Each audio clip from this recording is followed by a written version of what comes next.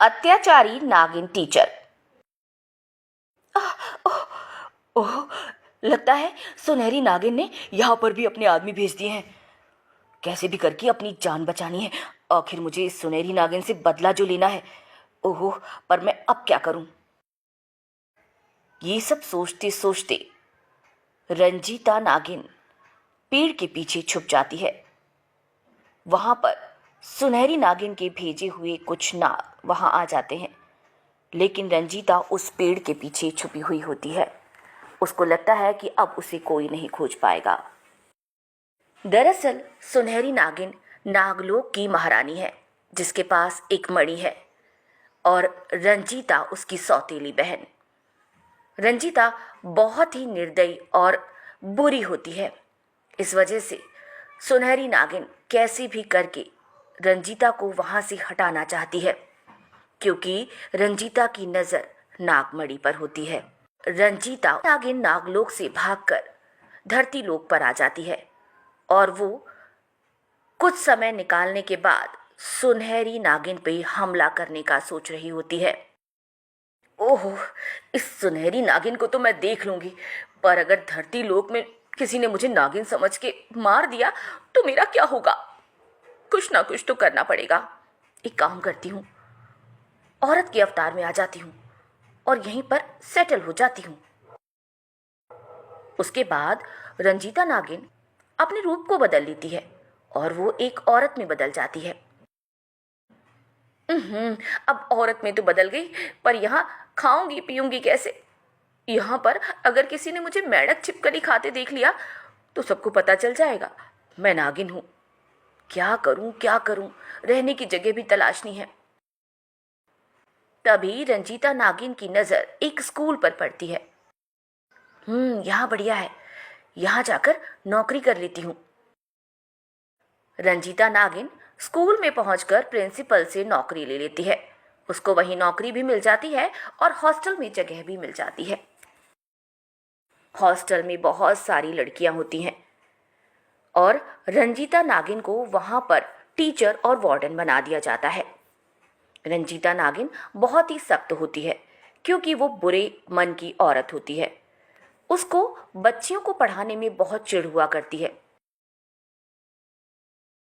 ओहो, आज फिर इन बच्चियों को पढ़ाना है। अरे क्या पढ़ाऊं? सब्जेक्ट भी दिया है हिंदी। अब क्या इनको लेक्चर दूं? सुनो बच्चों, एक काम करो, अपनी अपनी किताबें निकालो और खुद पढ़ना शुरू कर दो। रंजीता नागिन क्लास में आती और बच्चों को कुछ नहीं पढ़ाती, और अगर कोई बच्ची उससे कोई सवाल करती तो वो उसे बुरी तरह मारती। मैडम, हमारी क्या गलती है? हमने तो आपसे बस एक सवाल ही किया था ना। मेरी क्लास में कोई सवाल नहीं करेगा, समझी? ऐसे करके रंजीता नागिन सबको परेशान कर रही होती है।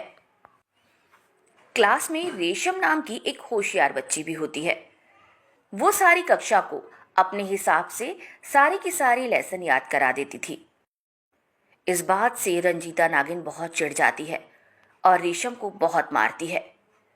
जब वो रेशम को मार रही होती है, तभी वहां पर अचानक से सुनहरी नागिन प्रकट हो जाती है।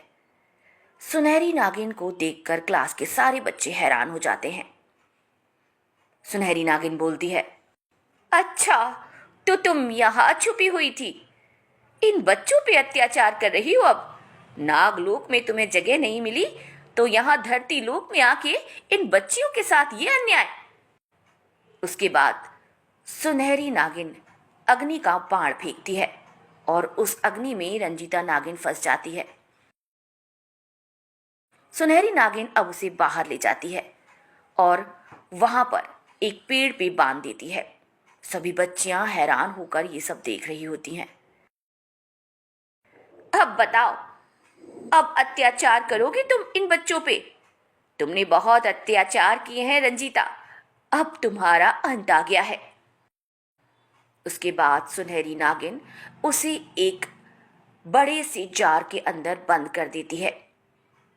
लो, अब तुम हमेशा इसमें ही कैद रहोगी, और तुम्हारी जगह ये धरती लोक नहीं, नागलोक है। चलो मेरे साथ।